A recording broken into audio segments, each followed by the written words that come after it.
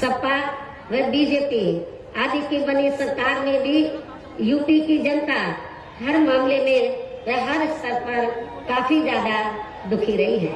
और अब मैं मीडिया बंधुओं को ये बताना चाहती हूँ कि अब इस बार चुनाव में फिर से सन 2007 की तरह बीएसपी का चौंकाने वाला रिजल्ट आएगा। इनका ओपिनियन पोल, सर्वे आदि क्या बोलता था कि बीएसपी तीसरे नंबर पर रहेगी। जब रिजल्ट आया तो बीएसपी नंबर 1 पर आई और एब्सोल्यूट मेजॉरिटी की सरकार में चुनावी घोषणा पत्र आदि जारी नहीं करती है, क्योंकि बीएसपी कहने में बहुत कम बल्कि कार्य करके दिखाने में ही ज्यादा विश्वास रखती है।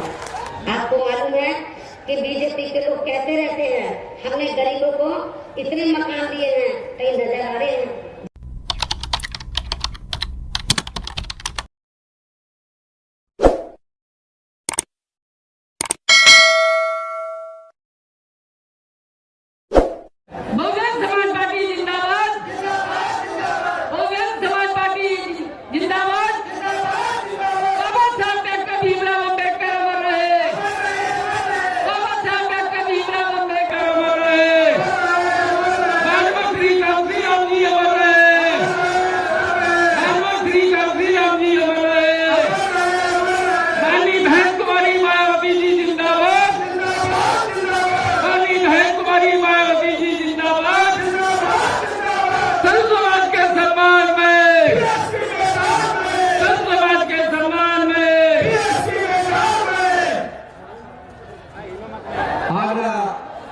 मंडलीय स्तरीय चुनावी जनसभा की मुख्य अतिथि बहुजन समाज पार्टी की राष्ट्रीय अध्यक्ष, पूर्व मुख्यमंत्री उत्तर प्रदेश एवं पूर्व सांसद आदरणीय बहन कुमारी मायावती जी हमारे बीच पहुंच चुकी है।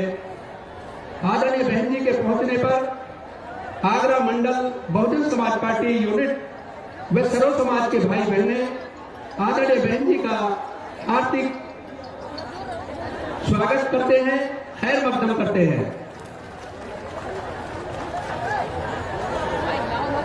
और अब मैं आगरा मंडल बहुजन समाज पार्टी यूनिट की जानिब से आज की चुनावी जनसभा की मुख्य अतिथि आदरणीय बहन जी को बहुजन समाज पार्टी का चुनावी चिन्ह हाथी से प्रेम भेंट करके उनका सम्मान करते हैं।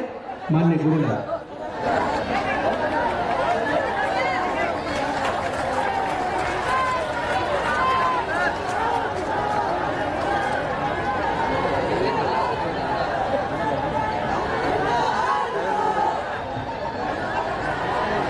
ज्यादा समय न लेते हुए अनुरोध करूंगा आज की चुनावी जनसभा की मुख्य अतिथि बहुजन समाज पार्टी की राष्ट्रीय अध्यक्ष, उत्तर प्रदेश की पूर्व मुख्यमंत्री, पूर्व सांसद, करोड़ों करोड़ों कमजोर मजलूम बेसहारा दिलों की आवाज आदरणीय बहन कुमारी मायावती जी से कि वो आए और जनसभा को संबोधित करें।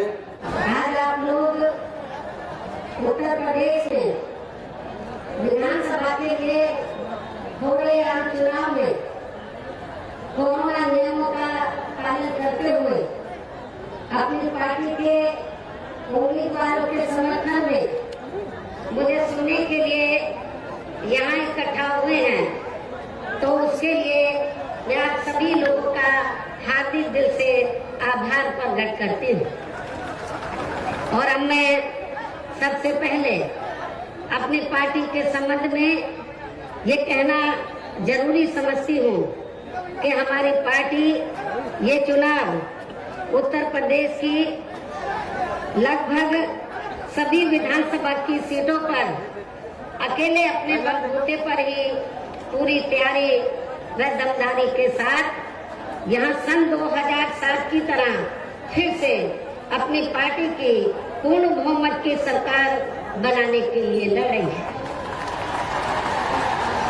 ताकि आपको वर्तमान में भाजपा के चल रहे जातिवादी, संकीर्ण, अहंकारी व तानाशाही वाले शासन से मुक्ति मिल सके। इसके साथ ही हमारी पार्टी ने पूर्व की तरह इस चुनाव में भी बीएसपी से जुड़ने की तादाद को ध्यान में रखकर फिर उसी अनुपात में ही यहाँ सर्व समाज के लोगों को टिकट भी दिए हैं। और अभी चुनाव में आप लोगों को अपना वोट कांग्रेस, बीजेपी, सपा व अन्य विरोधी पार्टियों को न देकर केवल अपनी एकमात्र हितैषी पार्टी बीएसपी को ही देना क्यों जरूरी है, इसे आप लोगों को समझना होगा।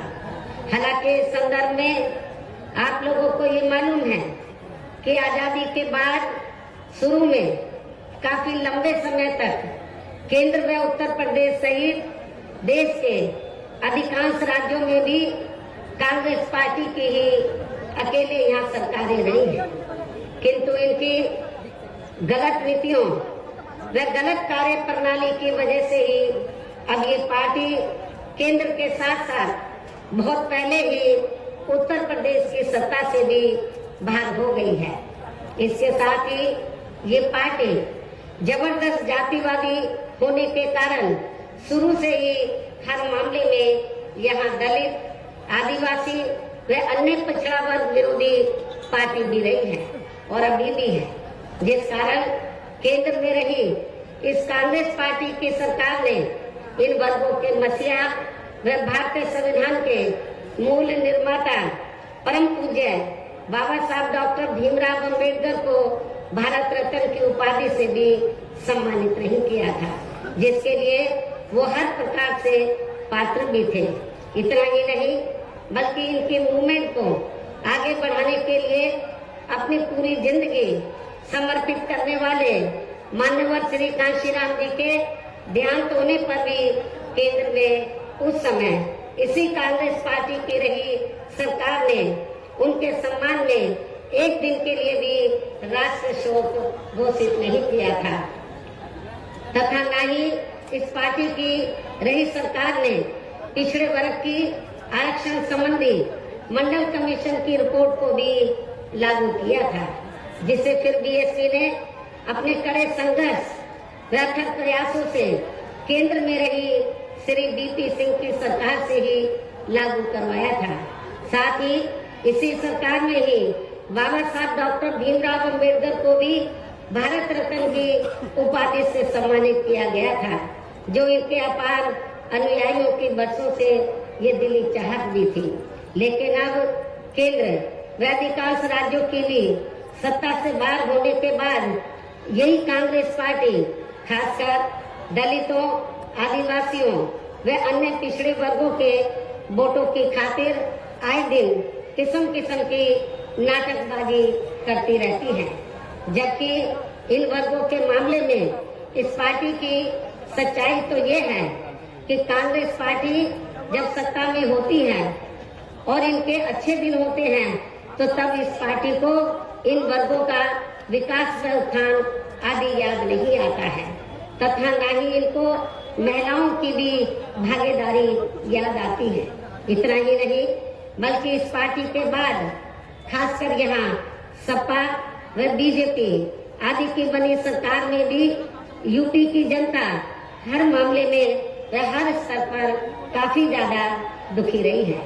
सपा की सरकार में तो अधिकांश यहाँ गुंडों, बदमाशों, माफियाओं व अराजक तत्वों एवं सरेआम लूट खसोट करने वालों का ही राज रहा है, जिसकी खास वजह से ही इस सरकार में आए दिन यहाँ जाति व धर्म के नाम पर तनाव व दंगे आदि ही होते रहे हैं। इस मामले में पश्चिमी यूपी का मुजफ्फरनगर कांड इसका खास उदाहरण है। प्रदेश में विकास के कार्य भी ज्यादातर यहाँ एक विशेष क्षेत्र व एक विशेष समुदाय के लोगों तक ही सीमित होकर रह गए हैं। और इतना ही नहीं, सपा की सरकार के चलते दलित व अति पिछड़े वर्गों के लोगों के साथ तो हर स्तर पर सोतेला रवैया अपनाया गया है। आप लोगों को ये मालूम है कि जब सपा पावर में आई तो सपा सरकार ने एक काम ये किया, सबसे पहले सत्ता में आते ही कि हमारी पार्टी की सरकार ने जो दलित और अन्य पिछड़े वर्ग में समय समय पर संत गुरु और महापुरुष हुए, तो उनको आदर सम्मान देने के मकसद से, उद्देश्य से हमारी पार्टी की सरकार ने जिन नए जिलों के नाम इनके नाम से रखे, नई योजनाओं के नाम इनके नाम से रखे, तो उनको बदल दिया। और इतना ही नहीं, मैं सरकारी कर्मचारियों को भी ये बताना चाहती हूँ कि जब पदोन्नति में आरक्षण को लेकर तो पार्लियामेंट में बिल आया, तो यही समाजवादी पार्टी थी जिसने इस बिल को फाड़ दिया था और इस बिल को पास नहीं होने दिया, ताकि जो दलित वर्ग के लोग हैं उनको पदोन्नति में आरक्षण की सुविधा न मिल सके। ये समाजवादी पार्टी का कैरेक्टर है, चाल चरित्र है।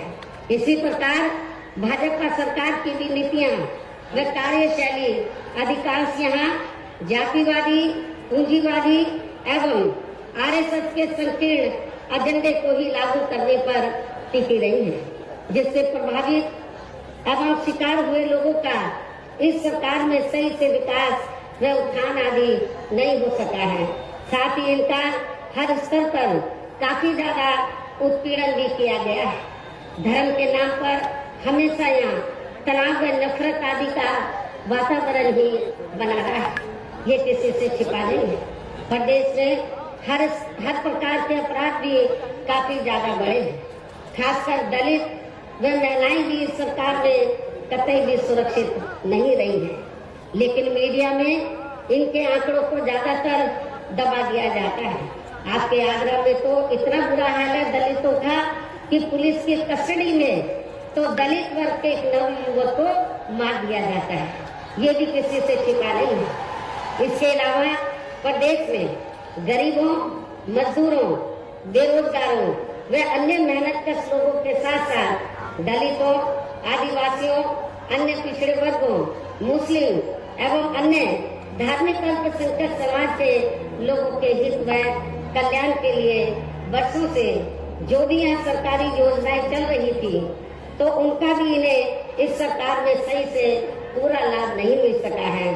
खासकर दलितों व पिछड़ों को आरक्षण का भी पूरा लाभ नहीं मिल सका है, क्योंकि इन्होंने ज्यादातर सरकारी कार्य प्राइवेट सेक्टर के जरिए ही कराए हैं, जिसमें इनके लिए आरक्षण की कोई भी व्यवस्था नहीं है। सरकारी नौकरियों में भी इनका आरक्षण का कोटा भाजपा सरकार में भी पूरा नहीं किया गया है। मुस्लिम व अन्य धार्मिक अल्पसंख्यक समाज के लोगों के साथ तो बीजेपी की सरकार ने अधिकांश इन्होंने पक्षपात वाला रवैया ही अपनाया है। इतना ही नहीं, बल्कि इस बार बीजेपी की सरकार में अपर कास्ट समाज में से विशेषकर प्रबुद्ध वर्ग भी हर मामले में अपने आप को काफी ज्यादा उपेक्षित रहा है।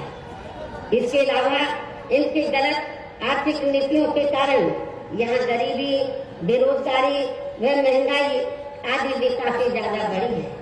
खासकर चुनाव घोषित होने से पहले तो डीजल, पेट्रोल व रसोई गैस आदि की आए दिन बढ़ी कीमतों ने भी जनता की काफी ज्यादा मुश्किलें बढ़ाई हैं। और ऐसा लगता है कि चुनाव खत्म होने के बाद उन्हें इनकी कीमतें बढ़ा दी जाएंगी। इसके साथ साथ उत्तर प्रदेश सहित पूरे देश के किसान भी केंद्र सरकार की गलत नीतियों के कारण काफी ज्यादा दुखी व परेशान रहे हैं और अभी भी परेशान हैं। प्रदेश में बेरोजगार लोगों को रोजगार नहीं मिलने के कारण ही ज्यादातर इनको पलायन भी करना पड़ा है। आप लोगों को ये मालूम है, आजादी के बाद कांग्रेस पार्टी लंबे अरसे तक यहाँ सत्ता में रही, लेकिन यहाँ रोटी रोटी के साधन नहीं मिलने के कारण बड़े पैमाने पर इनका पलायन हुआ। ये लोग पलायन करके चले गए। और इसके साथ ही जब बीजेपी पावर में आई तो आप लोगों को मालूम है कि ये सिलसिला जारी रहा और कोरोना काल में जो लोग बाहर के राज्यों से वापिस आ गए, जब उनको रोटी रोजी के साधन नहीं मिले तो उन्हें पुनः पलायन करना पड़ा। मुजफ्फरनगर में भी बड़े पैमाने पर सपा सरकार में लोगों को पलायन करना पड़ा। तो ये तीनों पार्टियों की जो सरकारें हैं, चाहे कांग्रेस सत्ता में रही हो, चाहे समाजवादी पार्टी, चाहे बीजेपी, इन सभी पार्टियों की सरकारों में किसी न किसी कारणवश जो दुखी पीड़ित लोग हैं, खासकर बेरोजगार लोग हैं, उनको पलायन करना पड़ा है। इस प्रकार से इन सभी विरोधी पार्टियों की रही सरकारों में शुरू से ही यहाँ यूपी की जनता काफी ज्यादा दुखी व परेशान रही है। खासकर कोरोना महामारी के दौरान तो इन सभी की हालत और भी ज्यादा खराब हो गई है। ऐसे में इन सभी विरोधी पार्टियों की रही सरकारों से निजात पाने के लिए अब इस चुनाव में यहाँ प्रदेश की जनता को अपनी एकमात्र विदेशी पार्टी बहुजन समाज पार्टी की ही सरकार बनाना बहुत जरूरी है, जिसने अपने चारों रहे शासनकाल के दौरान बिना पक्षपात व भेदभाव आदि के यहाँ कमजोर एवं उपेक्षित वर्गों के लोगों के साथ साथ सर्व समाज में से गरीबों, बेरोजगारों, गरीबों, मजदूरों, बेरोजगारों, किसानों, व्यापारियों, कर्मचारियों, वकीलों एवं अन्य मेहनतकश लोगों के साथ ही युवाओं, छात्रों, महिलाओं व बुजुर्गों आदि के भी विकास एवं उत्थान के लिए अनेक ऐतिहासिक एवं महत्वपूर्ण कार्य किए हैं। इसके अलावा बीएसपी की रही सरकार ने दलित एवं अन्य पिछड़े वर्गों में जन्मे अपने महान संतों, गुरुओं व महापुरुषों आदि को भी विभिन्न रूपों में पूरा आदर सम्मान दिया गया है, जिनकी यहाँ सभी विरोधी पार्टियों की रही सरकारों में काफी ज्यादा उपेक्षा की गई है। इसके साथ साथ बीएसपी की सरकार में पूर्व की तरह ही यहाँ सभी वर्गों, धर्मों व विभिन्न क्षेत्रों में लगे लोगों के हितों में भी फिर से ऐतिहासिक कार्य किए जाएंगे। प्रदेश में विशेषकर गरीबी व बेरोजगारी आदि को दूर करने के लिए जरूरी कदम उठाए जाएंगे और ये हमारी सरकार का इस बार भी मुख्य एजेंडा होगा। साथ ही किसी भी मामले में किसानों को भी निराश नहीं होने दिया जाएगा। इसके अलावा आपके इस क्षेत्र के जो भी आपके आगरा मंडल में तो सभी जिलों में जो भी स्थानीय समस्याएं होंगी तो उन्हें भी जरूर दूर किया जाएगा। वैसे आप लोगों को मालूम है कि आगरा और फिरोजाबाद में तो जो यहाँ स्थानीय कारोबार चल रहे हैं इनकी कुछ समस्याएं हैं तो उनको भी दूर किया जाएगा। ये भी मैं आप लोगों को विश्वास दिलाना चाहती हूँ। साथ ही केंद्र व यूपी सरकार के भी विवादित इसके साथ ही केंद्र व यूपी सरकार के भी विवादित नियमों व कानूनों को यहाँ जल्दी से लागू नहीं होने दिया जाएगा। इतना ही नहीं बल्कि बीएसपी की रही सरकार में जिन महान संतों, गुरुओं एवं महापुरुषों आदि के आदर सम्मान में व उनके नाम पर जनहित की जो अनेकों योजनाएं शुरू की गई थी, साथ ही नए जिलों के नाम भी रखे गए थे, तो उन्हें अधिकांश, जैसा कि मैंने आप लोगों को बताया कि उन्हें अधिकांश सपा सरकार द्वारा बदल दिया गया है, जिससे उनके प्रति इनकी हीन व जातिवादी मानसिकता भी साफ झलकती है तथा जिन्हें फिर बीएसपी की सरकार बनने पर जरूर बहाल कर दिया जाएगा। इसके साथ साथ बीएसपी की नई सरकार में सर्व समाज के व विभिन्न क्षेत्रों में लगे लोगों के हितों में जो अनेकों महत्वपूर्ण व ऐतिहासिक फैसले लिए गए थे, जिन्हें सत्ता परिवर्तन होने पर बाद में सपा व बीजेपी की सरकार ने ज्यादातर दरकिनार कर दिया है, तो उन्हें भी फिर से शुरू किया जाएगा। इसके साथ ही बीएसपी की सरकार बनने पर यहाँ बीजेपी व सपा आदि के शासनकाल की तरह कानून व्यवस्था को किसी भी कीमत पर खराब व लचर नहीं होने दिया जाएगा और हर स्तर पर कानून द्वारा कानून का राज कायम किया जाएगा। जाति व धर्म के नाम पर यहाँ लोगों का किसी भी प्रकार से शोषण व उत्पीड़न आदि नहीं होने दिया जाएगा। खासकर कानून व्यवस्था को बेहतरीन बनाने के लिए विशेष अभियान के तहत व दलगत राजनीति से ऊपर उठकर यहाँ गुंडों, बदमाशों, माफियाओं व अन्य आपराधिक एवं अराजक तत्वों को भी जेल के सलाखों में ही भेजा जाएगा, जहां मेरी सरकार में इनकी जेल के बाहर नहीं बल्कि जेल के अंदर ही सही जगह होती है। इतना ही नहीं बल्कि जाति, धर्म व राजनीतिक द्वेष की भावना के तहत जिन लोगों को खासकर धरना प्रदर्शन आदि के नाम पर जबरदस्ती गलत धाराओं में फंसाकर उन पर अनेकों केस चलाए हुए हैं वर्तमान भाजपा सरकार में, तो उन मामलों की भी सही से जांच करा के उनके केस भी खत्म किए जाएंगे।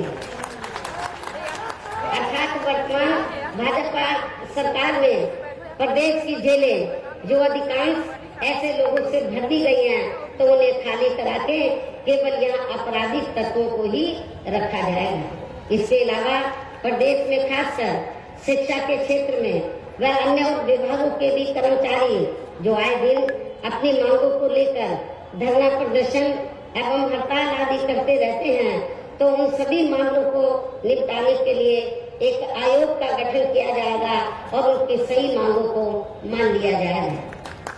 इसके साथ ही यहाँ मैं ये भी कहना चाहती हूँ कि कुछ महीने पहले मैंने दिनांक 7 सितंबर को प्रबुद्ध वर्ग की सुरक्षा, सम्मान व तरक्की आदि को लेकर किए गए सम्मेलन में तथा इसके बाद दिनांक 9 अक्टूबर को माननीय श्री कांशीराम जी की पुण्यतिथि के मौके पर भी मैंने सर्वजन हिताय व सर्वजन सुखाय को लेकर जो भी कार्य करने के लिए कहा है, तो उन पर भी जरूर अमल किया जाएगा। लेकिन ये सभी कार्य करने के लिए इस चुनाव में यहाँ बीएसपी की सरकार बनाना बहुत जरूरी है, जिसके लिए पार्टी के लोगों को वोट पड़ने तक या सभी विरोधी पार्टियों के साम दाम दंड भेद आदि हथकंडों से भी जरूर सावधान रहना है। और इस मामले में विरोधी पार्टियां चुनाव होने से कुछ समय पहले या चुनाव के दौरान भी खासकर अपने पक्ष में हवा बनाने के लिए मीडिया व ओपिनियन पोल एवं सर्वे आदि का जो बड़े पैमाने पर गलत इस्तेमाल करती हैं, तो उससे आप लोगों को बिल्कुल भी गुमराह नहीं होना है। ये बात मैं आपको बार बार कहती रही हूँ और आज फिर दोहराना चाहती हूँ। इतना ही नहीं बल्कि इस बार कुछ जातिवादी मीडिया ने इस चुनाव में हमारी पार्टी के लोगों का मनोबल गिराने में भी ये कहकर कोई कसर नहीं छोड़ी है कि इनके नेता कहीं नजर नहीं आ रही है। ये आए दिन मीडिया में इसको न्यूज को फ्लैश करते रहे, जबकि इस मामले में हकीकत तो ये है कि देश में शुरू में फैले कोरोना का प्रकोप थोड़ा कम होते ही मैं दिल्ली से लखनऊ आ गई थी और पिछले लगभग 1 साल से मैं लखनऊ में ही रहकर अपनी पार्टी को मजबूत बनाने के कार्य में लग गई थी। इसके साथ ही इस कार्य में यहाँ ज्यादा ध्यान देने की वजह से मैंने पिछले 1 वर्ष से बाकी राज्यों का भी कार्य लखनऊ से ही देखा है और 1 वर्ष में केवल मैं 2 दिन के लिए दिल्ली गई थी। 1 वर्ष में केवल मैं 2 दिन के लिए दिल्ली गई थी जब मेरी मदर की मृत्यु हो गई थी और इस 1 वर्ष के दौरान मैंने यहाँ पार्टी को फिर से पोलिंग बूथ स्तर तक कैडर के आधार पर यहाँ सही से खड़ा किया है। आप लोगों को मालूम है कि पहले जो कमेटियां बनी थी तो ज्यादातर फर्जी थी। केवल हमारे लोग बता देते थे, नीचे के स्तर के पदाधिकारियों को खुद जाकर कमेटी नहीं बनाते थे। इस बार मैंने सख्त निर्देश दिए कि कमेटी सही होनी चाहिए और जो बड़े बड़े पदाधिकारी हैं वो भी जाकर कमेटी बनाएंगे, ये भी मैंने कहा। तो इस एक कहने का तात्पर्य यह है कि इस 1 वर्ष के दौरान मैंने यहाँ पार्टी को फिर से पोलिंग बूथ स्तर पर कैडर के आधार पर यहाँ सही से खड़ा किया है तथा सर्व समाज के काफी नए लोगों को भी तैयार किया है। इसके साथ ही पोलिंग बूथों की कमेटियों के बनने के बाद फिर मैंने अपने ज्यादातर निवास स्थान पर ही उनकी समीक्षा बैठकें भी की है और ये कार्य खत्म होने के बाद फिर मैंने इस बार उम्मीदवारों का चयन करने के मामले में भी विशेष ध्यान दिया है, क्योंकि इस मामले में पिछले चुनाव में हमारी पार्टी के कुछ वरिष्ठ नेताओं ने जो अधिकांश दूसरी पार्टियों में चले गए हैं, इन्होंने काफी विश्वासघात किया है।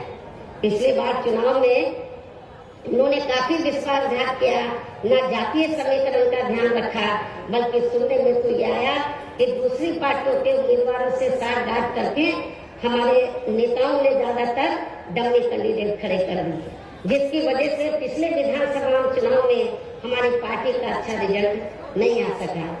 इस चीज का मैंने विशेष ध्यान दिया इस बात की तरफ, और मैंने ये फैसला लिया कि इस बार मैं ये कार्य अपनी देखरेख में खुद करूंगी।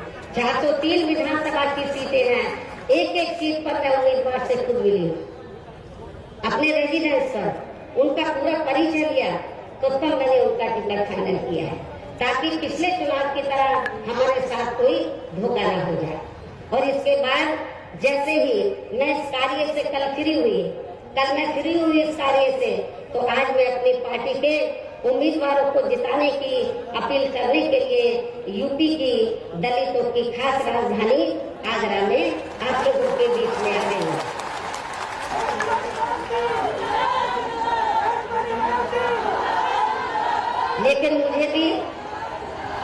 लेकिन मुझे भी पूरे यूपी में अपने खासकर दलित वर्ग के लोगों पर ये नाज है कि वे मीडिया के इस दुष्प्रचार पर कि इनके नेता कहाँ हैं, उससे कतई भी गुमराह नहीं हुए और अपने कार्य में पूरे जी जान से डटे रहे, जिसके कारण इस दौरान बाकी जातियों के लोग भी बीएसपी में बड़े पैमाने पर जुड़े हैं। जब वीकर सेक्शन के लोग, दलित वर्ग के लोग बड़े पैमाने पर कैडर के आधार पर जुड़े, जिसकी तरफ मैंने विशेष ध्यान दिया, तो फिर जो बाकी जातियां हैं वो भी बड़े पैमाने पर बीएसपी में जुड़ी है। और अब इस बार चुनाव में फिर से मैं मीडिया बंधुओं को ये बताना चाहती हूँ, जो ये गलत खबर दिखाते रहे कि बहन जी की तरह है, बहन जी इसी काम में लगी थी, इनको मैं बताना चाहती हूँ चुनाव की तैयारी में लगी हुई थी। और अब मैं मीडिया बंधुओं को ये बताना चाहती हूँ कि अब इस बार चुनाव में फिर से सन 2007 की तरह बीएसपी का चौंकाने वाला रिजल्ट आएगा। ये भी मैं मीडिया बंधुओं को बताना चाहती हूँ। आप लोगों को याद होगा कि जब सन 2007 में विधानसभा का आम चुनाव हुआ था, तो उस दौरान मीडिया इस बात के चुनाव की तरह बीएसपी को कहीं आंकता नहीं था। और बीएसपी के बारे में क्या बोलता था, इनका ओपिनियन पोल, सर्वे आदि क्या बोलता था कि बीएसपी तीसरे नंबर पर रहेगी। जब रिजल्ट आया तो बीएसपी नंबर 1 पर आई और एब्सोल्यूट मेजॉरिटी की सरकार बनी। और मुझे तो लग रहा है ऐसा इस बार भी होने वाला है। मीडिया का ओपिनियन पोल, सर्वे आदि धरा का धरा रह जाए। इसके साथ ही मैं आप लोगों को ये भी कहना चाहती हूँ कि आप लोगों को पूर्व की तरह इस चुनाव में भी विरोधी पार्टियों ने विभिन्न रूपों में जो अपने हवाई वे प्रलोभन भरे चुनावी घोषणा पत्र आदि जारी किए हैं, जिन्हें सत्ता में आने के बाद ये पार्टियां अधिकांश अमल में नहीं लाती हैं, तो उनके बहकावे में भी आपको कतई नहीं आना। जबकि इस मामले में बीएसपी किसी भी चुनाव में विरोधी पार्टियों की तरह अपना कोई भी चुनावी घोषणा पत्र आदि जारी नहीं करती है, क्योंकि बीएसपी कहने में बहुत कम बल्कि कार्य करके दिखाने में ही ज्यादा विश्वास रखती है। और ऐसा हमने यहाँ यूपी में अपने चारों रही सरकारों के दौरान करके भी दिखाया है। इतना ही नहीं, बल्कि हमारी पार्टी के चारों रही सरकारों ने प्रदेश में बिगड़ी हुई कानून व्यवस्था को सुधारने के साथ साथ जो असंख्य के साथ साथ प्रदेश के विकास एवं आम जनहित के लिए जो असंख्य अति महत्वपूर्ण कार्य किए हैं, वो अभी तक यहाँ किसी भी विरोधी पार्टी की सरकार ने नहीं किए हैं। आपको मालूम है कि बीजेपी के लोग कहते रहते हैं हमने गरीबों को इतने मकान दिए हैं, कहीं नजर आ रहे हैं। जब मेरी सरकार थी आपके आगरे में ही बड़े पैमाने पर हमने गरीबों को फ्री मकान बनाकर दिए, वो आपको नजर आते हैं। कहाँ हैं इनके मकान? तो वो आपको बहुत कम ही नजर आएंगे। बल्कि और इतना ही नहीं, तो मैं जैसा कि आपको बताया कि हमारी सरकार ने प्रदेश के विकास एवं आम जनहित के लिए जो असंख्य अति महत्वपूर्ण कार्य किए हैं, वो अभी तक यहाँ किसी भी विरोधी पार्टी की सरकार ने नहीं किए हैं। बल्कि ज्यादातर उन्हीं कार्यों के नाम जो हमारी सरकार ने कार्य किए थे, बल्कि ज्यादातर उन्हीं कार्यों के नाम व स्वरूप आदि बदलकर अब विरोधी पार्टियों की सरकारें उन्हीं को ही भुनाने में लगी है। लेकिन उन कार्यों के प्रति इनकी नियत व सोच सही नहीं होने के कारण उसमें भी ये पार्टियां ज्यादा सफल नहीं हो पा रही हैं। इन्हीं जरूरी बातों के साथ ही हम मेरा यही कहना है कि आप लोगों को इस चुनाव में अपने हित व कल्याण के लिए या फिर से यूपी में बीएसपी की सर्व जन हिताय व सर्व जन सुखाय की नीतियों पर आधारित सरकार बनाना बहुत जरूरी है। और इसके लिए पार्टी के लोगों को, इसके लिए बीएसपी के लोगों को वोट पड़ने वाले दिन कोरोना नियमों का पालन करते हुए सबसे पहले सुबह उठते ही व समय से अपने अपने पोलिंग बूथों पर अपना वोट डालने के लिए जाना है। वोट वाले दिन याद रखो, बहुजन समाज पार्टी के लोगों जो बीमार है, बुजुर्ग हैं, उनको छोड़कर जो बाकी लोगों को उस दिन आप लोगों को उपवास रखना है। कब तक? जब तक आप लोग अपने अपने पोलिंग बूथों पर वोट डालकर अपने घरों में वापस नहीं आ जाते। और इस मामले में हमारी जो महिलाएं हैं वो भी पीछे नहीं रहेंगी, ये भी मैं बताना चाहती हूँ। तो सुबह उठते ही सबसे पहले अपने अपने पोलिंग बूथों पर आप लोगों को वोट डालने के लिए जरूर जाना है। इसके साथ ही आपका वोट अन्य कोई व्यक्ति डाल न सके, इसका भी आप लोगों को खुद ही ध्यान रखना है। इसके साथ साथ अपनी पार्टी का कोई भी वोट पड़ने से ना रह जाए तो उसका भी पार्टी की हर पोलिंग बूथ की कमेटी को विशेष ध्यान रखना है। और अब अंत में मेरी बीएसपी के लोगों से यही अपील है कि पार्टी ने या आपके क्षेत्र में, आपके आगरा मंडल में जिन भी विधानसभा की सीटों पर अपने उम्मीदवारों को चुनाव के मैदान में उतारा है, जो यहाँ आपके बीच में मौजूद भी हैं। हमारे आगरा मंडल के जो प्रत्याशी हैं, तो जहाँ जहाँ से भी वो चुनाव लड़े हैं, तो जिनको हमने चुनाव के मैदान में उतारा है, ये आपके सामने जो स्टेज बना है आपके बीच में यहाँ खड़े हुए हैं और आप लोगों से वोट की अपील कर रहे हैं। और बीएसपी के जो ये उम्मीदवार हैं तो इनको जिताने के लिए आप लोगों से अपील कर रहे हैं जो यहाँ आपके बीच में मौजूद हैं। तो उन्हें आप लोगों को वोट वाले दिन अपनी पार्टी के हाथी चुनाव चिन्ह के सामने वाले बटन को दबा के जरूर जिताना है।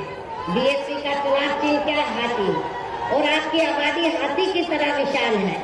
आप लोगों को अपनी विशाल आबादी को ध्यान में रखकर, आपका वोट बहुत ज्यादा है, आप लोगों को हाथी चुनाव चिन्ह के सामने वाले बटन को दबाकर इनको जरूर कामयाब बनाना है। अपनी पार्टी के लोगों को, जो जिम्मेवार लोग हैं, उनको ये बताना है, क्षेत्र इस मंडल के लोगों को, कि बीएसपी ने अपनी सरकार के दौरान जो कार्य किए हैं, मेरे ख्याल आजादी के बाद किसी भी पार्टी की सरकार ने उतने कार्य नहीं किए हैं।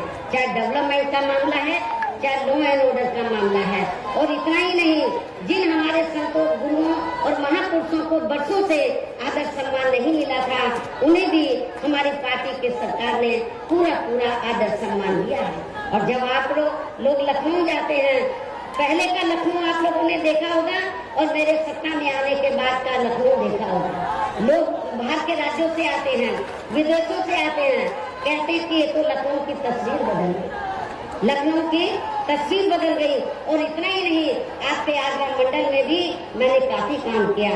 लोग कहते हैं कि मथुरा धार्मिक स्थल है, मथुरा जिला में मंदिर है, मस्जिद है, गुरुद्वारे हैं, बौद्ध विहार है, सब हैं। लेकिन उस धार्मिक स्थल को, उस जिले में विभिन्न धर्मों को मानने वाले लोग रहते हैं, विभिन्न धर्मों के। लेकिन उस जिले का जो थोड़ा घना विकास हुआ मेरी सरकार में हुआ, उसके बाद मथुरा जिले का कोई विकास नहीं हुआ है। ये भी मैं मथुरा के लोगों को बताना चाहती हूँ। केवल मीडिया में हवाई बातें करते रहते हैं और लोगों को धर्म की आड़ में, उनके जो भावनाएं हैं, तो उनकी भावनाओं की आड़ में तो लोगों का वोट लेने का प्रयास करते हैं। लेकिन हकीकत में जमीनी तौर पर वहाँ पर कोई विकास का काम वर्तमान भारतीय जनता पार्टी की सरकार में नहीं हुआ है। यही सपा सरकार का हाल था। और बीजेपी को कुछ नहीं करना है, ज्यादातर वो मीडिया में घूमते रहते हैं विकास के कार्य आप लोगों ने देखे हैं। कहीं आपको विकास नजर आया आप लोगों का? अपना पूरे 5 साल के अंदर कोई आपका विकास नहीं हुआ। आप लोगों के साथ जुल्म जाती हुई है। विकास किनका हुआ है? जो बड़े बड़े पूंजीपति हैं, जो बड़े बड़े धन्नासेठ हैं, जो आरएसएस के लोग हैं, उनका विकास हुआ है। आप लोगों का विकास नहीं हुआ है। यदि आप लोग चाहते हैं कि आप लोगों का विकास हो, सर्व समाज का विकास हो, तो आप सभी धर्मों के लोगों का विकास हो, सभी जाति के लोगों का विकास हो, तो फिर आप लोगों को बहुजन समाज पार्टी के आगरा मंडल से जो हमने अपने प्रत्याशी चुनाव के मैदान में उतारे हैं, तो उन्हें अब आप लोगों को वोट वाले दिन अपनी पार्टी के हाथी चुनाव चिन्ह के सामने वाले बटन को दबा के जरूर जिताना है। और फिर से आपको यहाँ सन 2007 की तरह ही बीएसपी की अपनी पूर्ण बहुमत की सरकार जरूर बनाना है। तभी फिर प्रदेश में यहाँ अमन चैन कायम होने के साथ साथ सभी धर्मों व वर्गों के लोगों का भी सही से विकास व उत्थान आदि हो सकता है। साथ ही यहाँ अन्याय, अपराध, भय व भ्रष्टाचार मुक्त एवं विकास युक्त वातावरण भी पैदा हो सकता है। और तभी फिर यहाँ परम पूज्य बाबा साहब डॉक्टर भीमराव अम्बेडकर एवं मान्यवर श्री कांशीराम जी आदि का भी सपना सही साकार हो सकता है। और इस उम्मीद के साथ ही अब मैं यही कहना चाहूंगी, क्या कहना चाहूंगी कि अब आपको हर पोलिंग बूथ को जिताना है, बीएसपी को सत्ता में लाना है। आप लोगों को हर पोलिंग बूथ को जिताना है, बीएसपी को सत्ता में लाना है। इस विश्वास के साथ ही अब मैं पुनः अपनी पार्टी के उम्मीदवारों को जिताने की पुरजोर अपील करते हुए अपनी बात यही समाप्त करती हूँ। जय भीम।